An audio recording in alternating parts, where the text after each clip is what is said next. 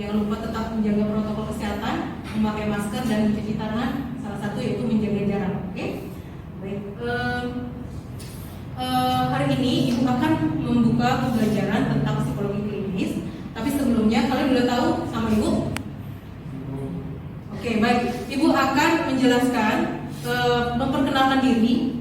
Nama Ibu adalah Siska Dwi Ningsih. Ibu lulusan dari Unisba, Universitas Islam Bandung di Bandung ya, udah tahu di Bandung.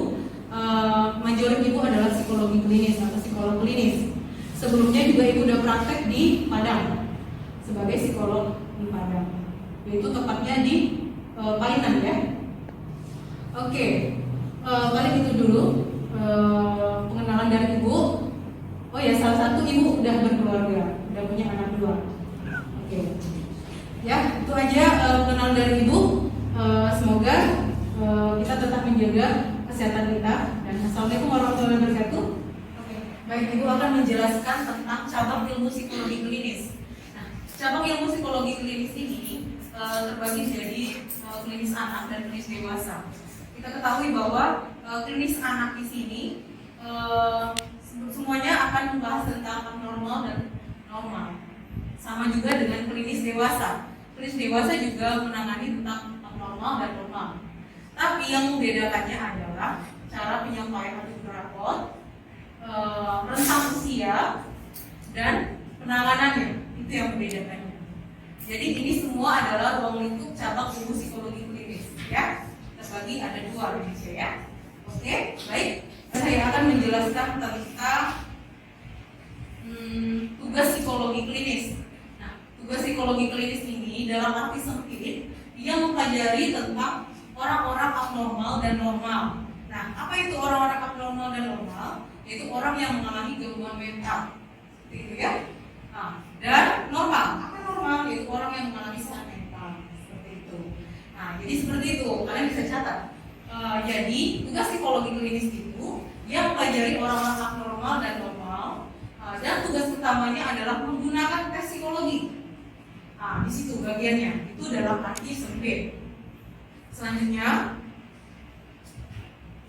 dalam arti luas, nah, psikologi klinis membahas dan mempelajari tentang kesulitan-kesulitan serta rintangan-rintangan emosional pada manusia, tidak memandang apakah ia abnormal dan normal. Nah, ini adalah dalam arti luas ya. Jadi dia mencakup semuanya. Dia yang akan membahas semuanya. Seperti itu. Itu adalah psikologi klinis dalam arti luas. Nah, ini semua menurut Perpres 1992. Kesimpulannya, psikologi klinis meliputi asesmen atau psikodiagnostik, penelitian, serta terapi bagi masalah-masalah psikologis, gangguan penyesuaian diri maupun perilaku abnormal. Itu kesimpulannya ya. Oke, kita lanjut. Baik, kita lanjut ke slide berikutnya. Dapat dikatakan psikolog klinis ini yang pertama itu dia bekerja untuk memahami mengapa orang punya distress psikologis. Nah, ini maksudnya seorang psikolog dia emang akan mencari apa sih penyebab yang menyebabkan orang tersebut sakit. Nah, seperti itu. Dia akan mencari akarnya. Dia akan mencari apa sih yang menyebabkan, apakah keluarganya, apakah ego idealnya, apakah lingkungannya. Nah, di sini konteks seorang psikolog klinis dia akan melihat, tetapi itu juga dilihat dari pengumpulan data ya, begitu, observasi dan wawancara. Seperti itu ya. Baik, selanjutnya yaitu dia bekerja untuk mencegah gangguan atau distress psikologis. Nah, di sini seorang psikolog dia akan melihat bila kliennya tersebut supaya kliennya itu tetap tetap mentalnya baik, gitu ya, tetap mentalnya sehat. Maka apa sih yang diupayakan? Yang pertama yaitu tetap jaga pola makan, tetap jaga pola pikir. Nah, itu nomor 1 ya. Tetap jaga pola pikir. Nah, dari kedua tersebut akan mempengaruhi perilaku. Seperti itu. Kenapa? Karena perilakunya yang akan ditampilkan itu perilaku yang adaptif.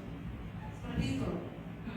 Nah, jadi ketika pola pikir dia baik, cara dia menangani problem solving ya, cara dia menangani permasalahan bagus, otomatis dia akan menjadi lebih baik gitu. Dia lebih aware, dia fighting.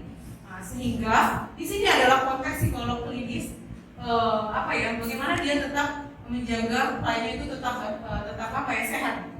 Biasanya kan seorang klien akan konsultasi ke psikolognya kalau memang ada dia seperti itu ya. Selanjutnya dia bekerja untuk mengurangi gangguan atau distraksi psikologis. Nah, ini adalah proses kerjaan dari seorang psikolog klinis. Kenapa? Karena gini, ketika seseorang datang ke psikolog, dia misalnya sakit gitu ya, ada gejalanya, keluhannya ada, nah dia konsultasi seperti itu. Nah, di sini seorang psikolog dia akan memberikan treatment. Apa sih yang sesuai? Masalah apa sih yang sesuai untuk terapinya? Nah, di sini lebih kepada treatment ya. Nah, apa terapi yang dipakai itu tergantung skill dari seorang psikolognya. Apa permasalahan dulu? Jadi dilihat permasalahannya apa. Nah, biasanya kan banyak terapinya. Apakah terapi CBT? Apakah terapi kognitif? Kan banyak. Gitu ya. Selanjutnya, di sini kerja sekolah yaitu promosi tentang perkembangan dan pertumbuhan. Nah, di sini seorang psikolog dia akan mensosialisasikan kembang tubuh seorang anak seperti itu. Nah, kalian di sini udah belajar tentang psikologi perkembangan kan?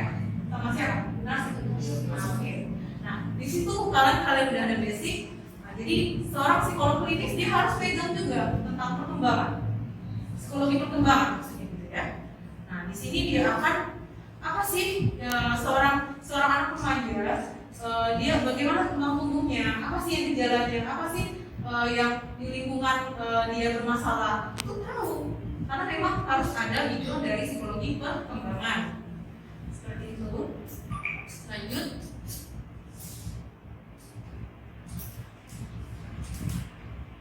Selanjutnya, psikolog klinis berhak menerima klien sesuai keahlian yang dipelajari. Nah, di sini lebih ke kompetensi ya. Seorang psikolog dia akan menerima semua permasalahan yang dihadapkan, semua permasalahan atau problem dari kliennya, tetapi sesuai dengan kemampuan dia. Seperti itu. Sesuai dengan kemampuan diri dia. Nah, apabila dia merasa tidak berkompeten di bidangnya, maka seorang psikolog klinis dia akan mengalihkan klien tersebut ke teman sejawatnya. Itu di poin ke-6. Teman sejawatnya seperti itu ya, itu boleh ternyata dalam psikologi. Kode etiknya pun boleh. Selanjutnya, apa syarat dari seorang psikolog? Nah, syarat dari seorang psikolog profesional itu dia harus punya banyak pengetahuan, pokok pengetahuan, sejumlah keahlian dan kemampuan. Selanjutnya itu sikap etis. Nah, ini harus punya seperti itu. Oke, sudah paham? Oke, kita lanjut ya. Nah, ini adalah ruang lingkup psikologi klinis. Nah, ada 3 ya. Penelitian, asesmen, dan intervensi. Nah, di sini ketiganya berkaitan. Penelitian, yaitu dia sebagai peneliti. Asesmen, dia sebagai mengumpulkan data. Intervensi, dia memegang semuanya itu. Nah, semuanya itu bagian dari ruang lingkup psikologi klinis. Oke, kita lanjut. Nah, peranan yang dimiliki psikolog klinis sebagai seorang profesional yaitu intervensi, yaitu ada terapi, konseling, asesmen, ada penilaian psikodiagnostik, evaluasi, mengajar, konsultasi, administrasi, dan penelitian. Ini menurut Kendall 1982, yaitu tentang peranan seorang psikolog klinis sebagai seorang yang profesional. Selanjutnya, nah ini adalah setting kerja psikolog klinis. Nah, mungkin ada yang nanti akan bertanya misalnya ya, ini ada praktek swasta. Nah, ini praktek swasta di sini atau mandiri namanya ya. dia seorang psikolog klinis itu bisa membuka praktek sendiri di rumah, karena itu dia harus ada SPP, yaitu surat praktek psikolog. Seperti itu, surat izin praktek psikolog ya, IPP. Nah, dia boleh karena dia berhak, karena dia udah punya pengetahuan, dia juga udah punya gelar psikolog, dia boleh. Tapi udah ada izin psikolognya ya. Gitu. Nah, selanjutnya dia juga bisa kerja di rumah sakit umum. Nah, dia bisa bekerja di rumah sakit umum ini. Poinnya di sini. Dan dia juga bisa di rumah sakit jiwa. Karena dia bisa mendiagnosa, menegakkan kesimpulan apa sih yang menyebabkan orang tersebut sakit, seperti itu ya. Selanjutnya dia bisa bekerja di klinik bersama, itu dalam satu klinik ada dokternya, ada terapis, ada psikolog, yang lain yang praktek dalam satu klinik, itu boleh.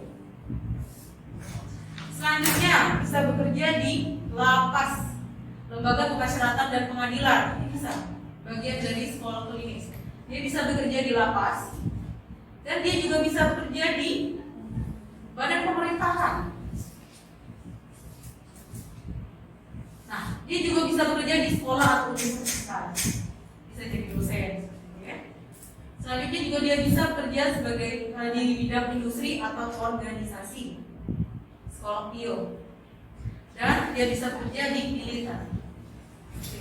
Ini adalah setting kerja psikolog klinis. Baik, kita lanjut ke slide berikutnya.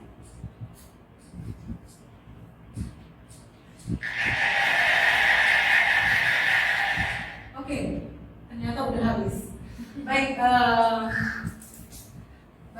di sini kan Ibu telah menjelaskan pembelajaran. Di sini ada nggak kalian yang bertanya tentang materi kita? Ibu, tadi kita mau nanya, kan ada poin untuk kerja prospek kerja psikolog, yang di bagian militer. Nah itu kita mau nanya, itu di bagian militer untuk di bagian kantornya atau bagian psikolognya atau bagian lapangannya? Oke, baik, makasih ya Mika, udah bagus pertanyaannya. Baik, saya akan menjawab. Yang namanya militer di sini, dia bisa kan ada tuh seorang psikolog, dia ada teman ibu juga waktu pas tadi ya, waktu pas di Bandung, dia itu pangkatnya udah praktek. Nah, dia tetap ngambil profesi psikolog gitu ya, psikolog klinis utamanya. Tapi dia juga bagiannya yaitu karena kan ada pengecek tentang tentara ya, senjata. Nah, itu kan harus ada psikolognya. Dan dia kalau untuk melatih militer kayak untuk ketahanan tubuh supaya dia tetap kuat, dia tetap fit, itu kan harus ada psikolognya juga gitu. Makanya perlu gitu, bukan hanya di lapangan tapi di dalam kantornya juga iya. Seperti itu ya kita ya. Oke? Sudah paham ya? Terima kasih ya. Lanjut, ada yang bertanya? Saya mau bertanya masih tentang militer ya, Oke. Ini kan mau masuk militer ini harus ada profesinya ya, berarti kayak gitu. Ya, oke, bagus ya pertanyaan dari Okta. Baik, kalau yang namanya untuk masuk militer, tapi kalau dalam konteks psikolog klinis, maksudnya kalau dia mau ada background untuk melatih atau background untuk supaya memberdayakan entah tentara atau polisi atau apapun itu harus ada psikolognya, harus ada lulusan dari profesi psikolog klinis, seperti itu. Harus ada klinis, karena memang klinis lah yang akan mendiagnosis. Tadi kembali lagi ngomong, klinis lah yang akan mendiagnosa seorang ibu, bagaimana dia kepribadiannya, karena dia lebih mendalam, probinya lebih bagus, itu klinis. Berarti kalau misalnya ngambil pendidikan nggak bisa kan? Pendidikan. Maksudnya ambil profesi psikolog pendidikan? Kayaknya harus klinis ya? Harus klinis. Karena kan kembali lagi bilang, karena klinis itu dia mencakupannya luas. Dia bisa ke militer, berbeda dengan orang pendidikan.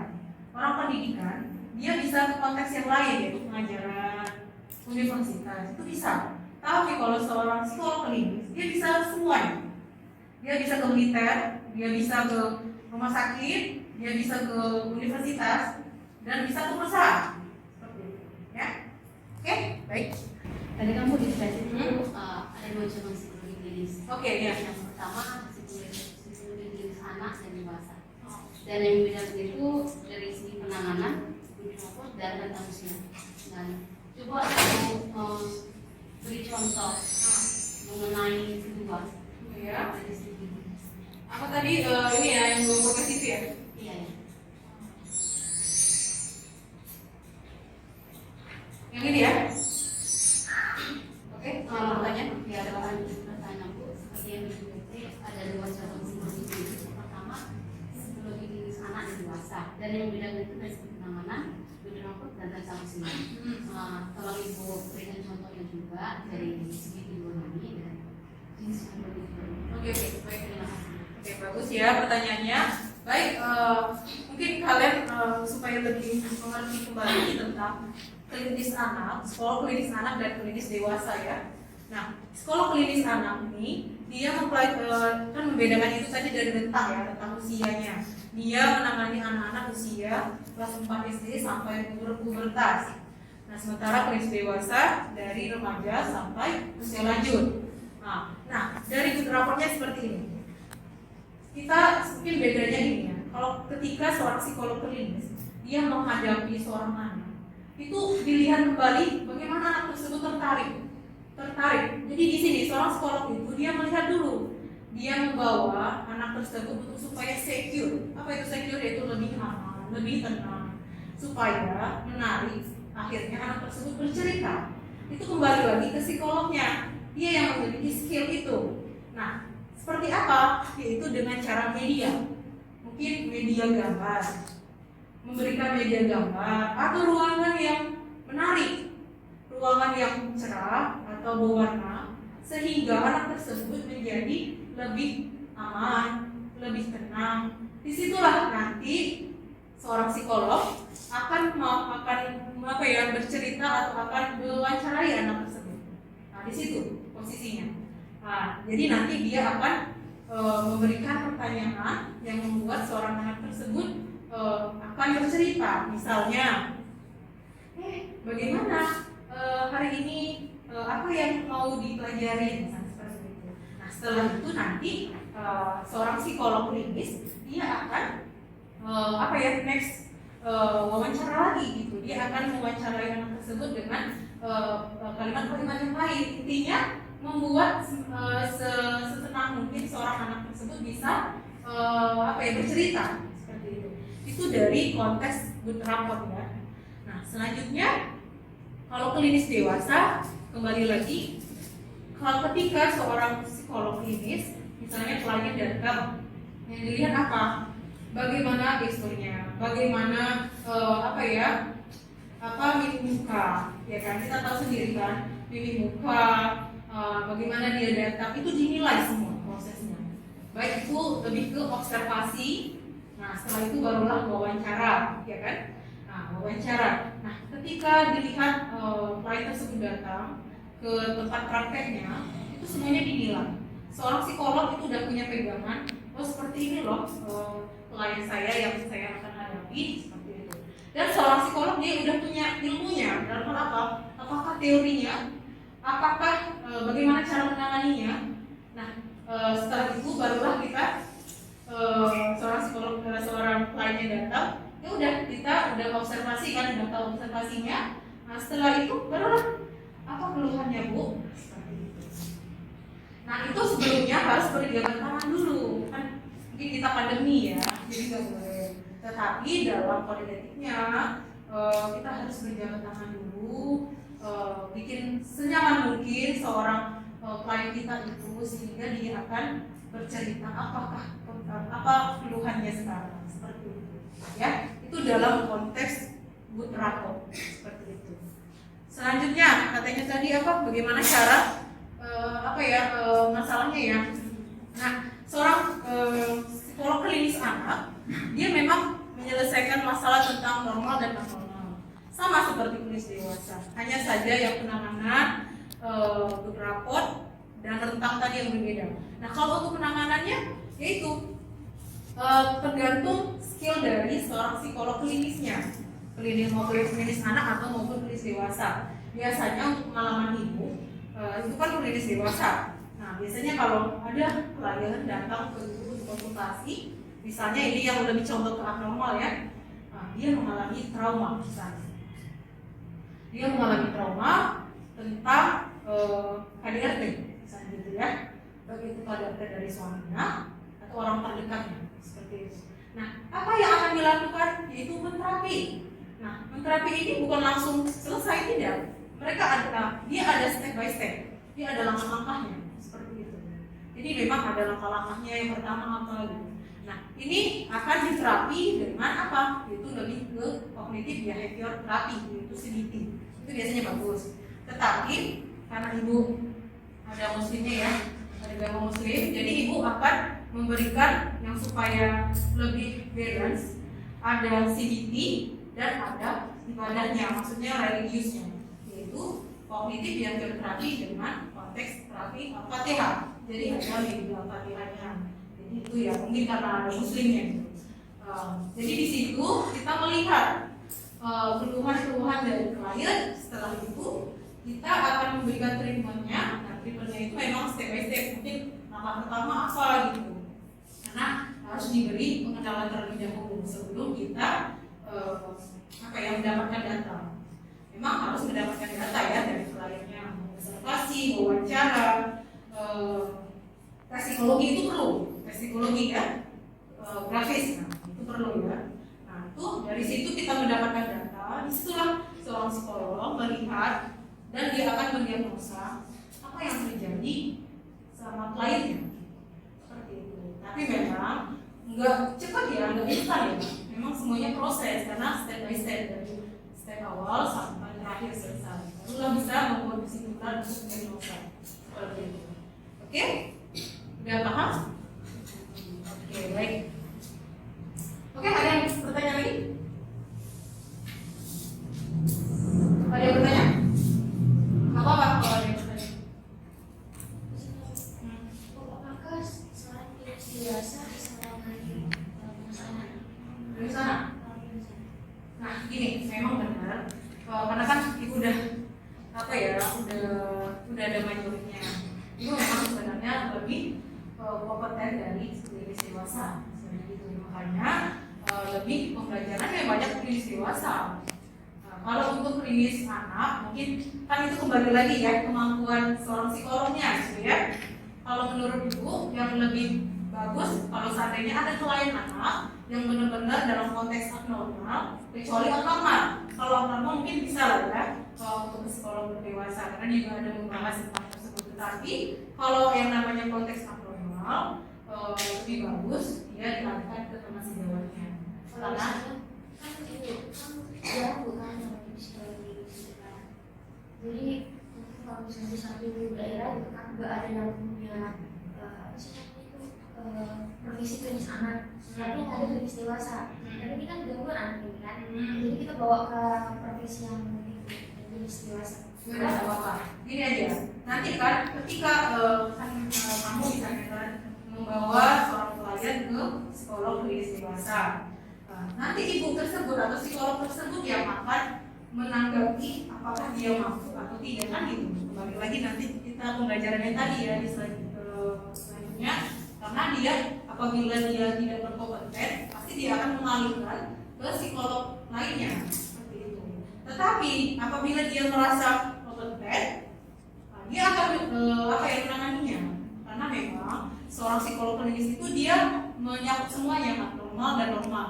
Hanya yang membedakannya tentang usia, itu aja. Ya, paham? Oke? Ada yang lagi pertanyaan? Oke, kalau nggak ada, baik. Dari slide ibu, benar nggak ada pertanyaan lagi? Oke, ya? Oke, baik. Paling itu ya pembelajaran kita hari ini. Yang jelas psikolog klinis itu luar biasa cakupannya. Dia bisa masuk ke semua area tempat kerjanya maupun universitas, militer, lintas semuanya dia masuk. Ya, itu yang membedakannya dengan psikolog lainnya, atau perkembangan, kepribadian, sosial dan sebagainya. Ya. Oke, paling itu dulu hari ini pembelajaran kita tentang psikologi klinis. Semoga kalian bisa memahaminya. Semoga kalian bisa memahaminya dengan baik. Semoga nanti ada pembelajaran selanjutnya. Oke, baik. Untuk akhiri, assalamualaikum warahmatullahi wabarakatuh. Selamat siang semuanya.